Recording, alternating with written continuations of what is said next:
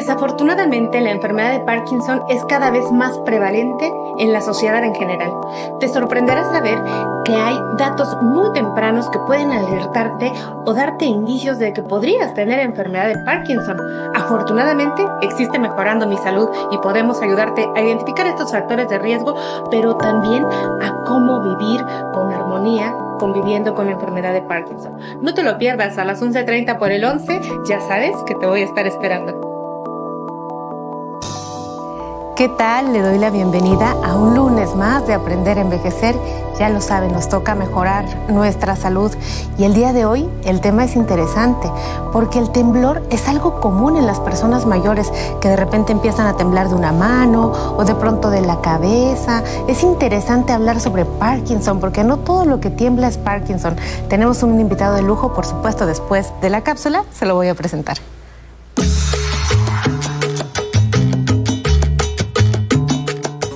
Cuando hablamos de la enfermedad de Parkinson, nos referimos a una alteración que ocurre cuando las neuronas no producen suficiente dopamina. Esta es una sustancia muy importante para el funcionamiento adecuado del cerebro, porque interviene en muchísimas funciones, entre las que destacan los mecanismos del movimiento.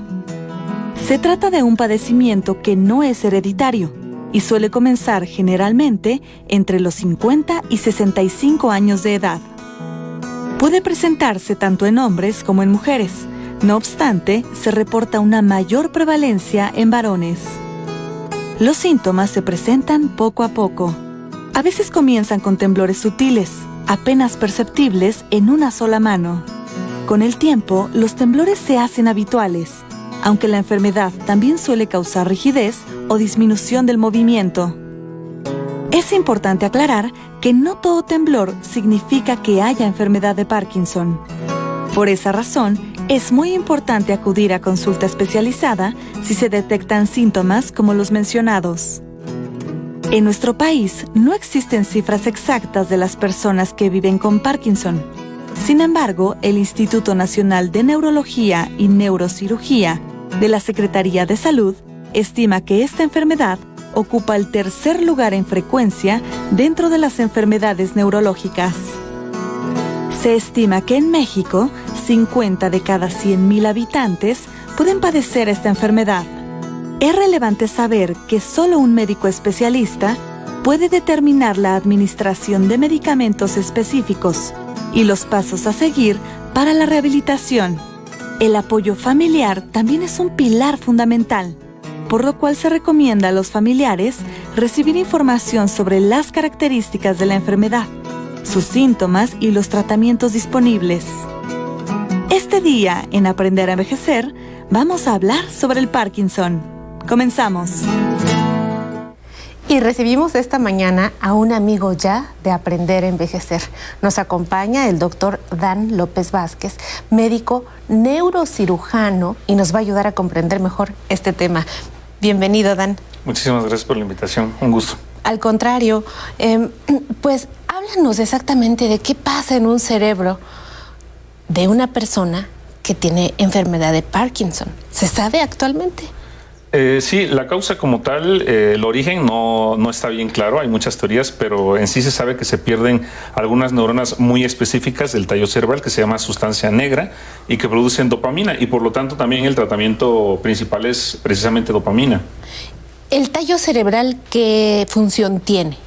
En el tallo cerebral asientan la mayoría de orígenes de los nervios que mueven la cara, son 12 nervios. Y aparte también hay vías que viajan desde el cerebro a la médula espinal o vienen de la médula espinal hacia el cerebro. Todas pasan por esa parte y pues es un centro regulador de muchas funciones como por ejemplo sueño, dolor. Me llama la atención porque dices que está ahí el problema, ¿no? O sea, como que ahí hay una falla neurológica, pero en realidad la gente parece tener temblor. ¿Esa región controla el movimiento?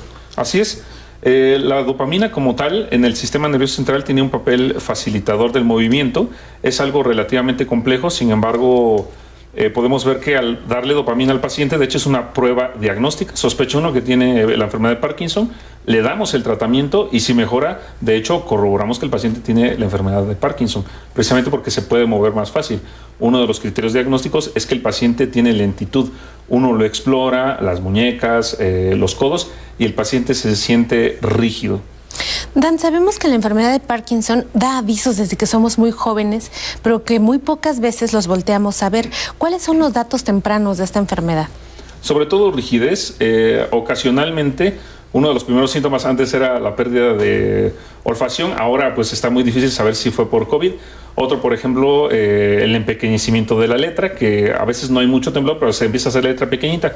Eso es porque la gente se mueve menos. O sea, cuando yo escribo mi letra grande, y ahora ya escribo más pequeño. Así es, una letra muy pequeña. Otro dato puede ser, por ejemplo, caminar poquito a pasos pequeñitos, o que me cueste trabajo empezar a caminar, o ya que estoy caminando, pararme. Esos son algunos datos que se pueden notar. Los trastornos de la marcha, es decir, una persona que antes caminaba normal, empieza a caminar cortando y cortando y cortando el paso para poder tener, ¿qué? ¿Mejor equilibrio? De hecho, lo que les cuesta trabajo es empezar a caminar y empezar a pararse como tal. Entonces, por eso muchos pacientes que van caminando se caen porque no pueden pararse a tiempo. Eso es una vez instalado el Parkinson. Así es, hay datos tempranos, hay pacientes que, por ejemplo, empiezan con temblor y otros que empiezan con datos motores, puede empezar de ambas maneras. ¿Hay problemas para el sueño? También puede ser solamente que digamos que los principales problemas de Parkinson o por los que la gente solicita ayuda es por los problemas motores. Y hay muchos otros problemas, incluyendo los de sueño, autonómicos, demencia, por ejemplo, que se dejan en segundo lugar, pero también se tratan según van apareciendo.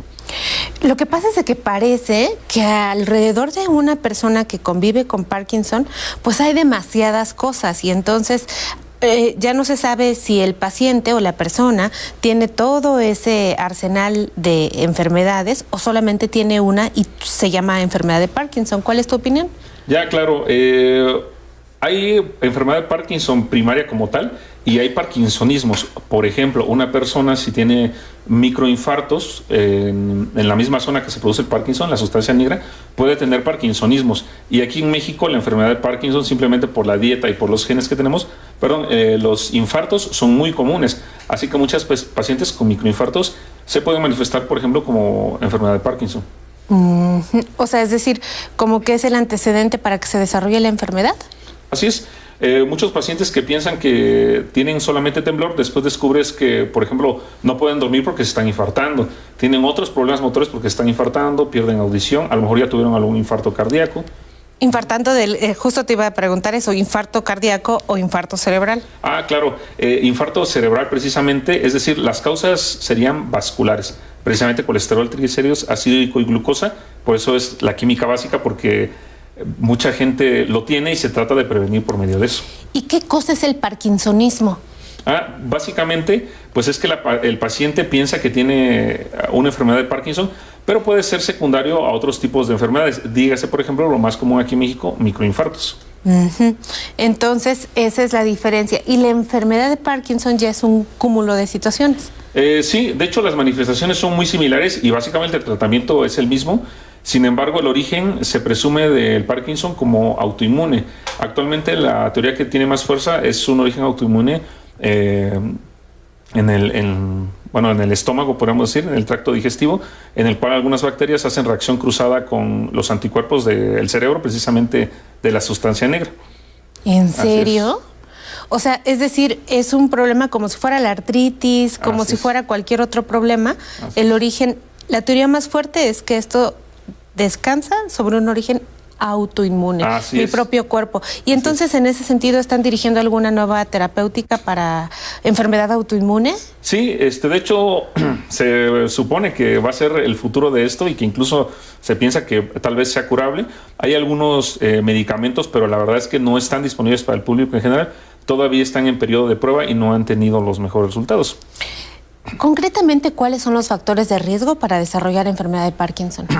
En realidad, aquí en México yo diría que primero también habría que descartar microinfartos, porque mucha gente se está infartando.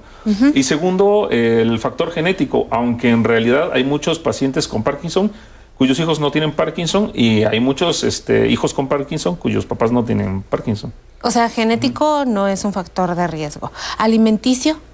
La verdad es que pudiese ser, aún no está bien dilucidado exactamente qué tipos de bacterias son las que lo causan, así que realmente no es prevenible. En cualquier momento se puede obtener, digamos. ¿Hábitos? No, básicamente está determinado por factores genéticos, con una predisposición a desarrollarlo, pues. O sea, sí hay una carga genética importante. Sí, así es. Que de alguna forma, con el estilo de vida que uno lleve, también puede favorecer que se disparen o no estos anticuerpos que dices que ahora son importantes en esta enfermedad. Así es, solamente que realmente no es como que prevenible, pues, ¿no? Modificando la alimentación, que yo pueda prevenir tener el Parkinson. Y tampoco, por ejemplo, si mis padres tuvieron enfermedad de Parkinson, ¿yo puedo hacer algo para cuidarme de que no me dé o para saber si me va a dar? No realmente. Lo que pasa es que puede incluso haber algunas familias en las que se adelanta la enfermedad, y sí, los papás que tienen Parkinson pueden tener un poquito más de probabilidad de tener hijos con Parkinson, aunque no es seguro. Y realmente no se puede hacer nada para prevenirlo, salvo que ahorita hay algunos medicamentos, dígase por ejemplo la razagilina, que tiene un mínimo de evidencia para retrasar el avance de la enfermedad. Y fuera de eso, lo demás pues es una evidencia aún mucho más baja. Y llama la atención, fíjate que en algún momento yo leí por ahí, Sí. en ese momento no me acuerdo en dónde, que decían que las personas que tienen familiares en línea directa, pero que tienen algún tipo de trastorno del sueño REM o que tienen trastornos funcionales del tubo digestivo, pues sería buenísimo que voltearan a ver un poquito hacia adelante o vieran hacia adelante, perdón, para saber si no podrán ser herederos de esta importante enfermedad, solamente como una asociación que pudiera darse en las personas. Sí, de hecho hay algunas asociaciones así por el respecto, pero realmente no hay algo que te asegure, ¿no? Sí se puede tener un consejo genético. Muchos pacientes con enfermedades que se sabe que se pueden heredar pudiesen tener, por ejemplo, una consulta con un genetista. Él les puede decir el porcentaje de probabilidad. Bien, Dan, vamos al siguiente corte. Estamos hablando esta mañana de enfermedad de Parkinson.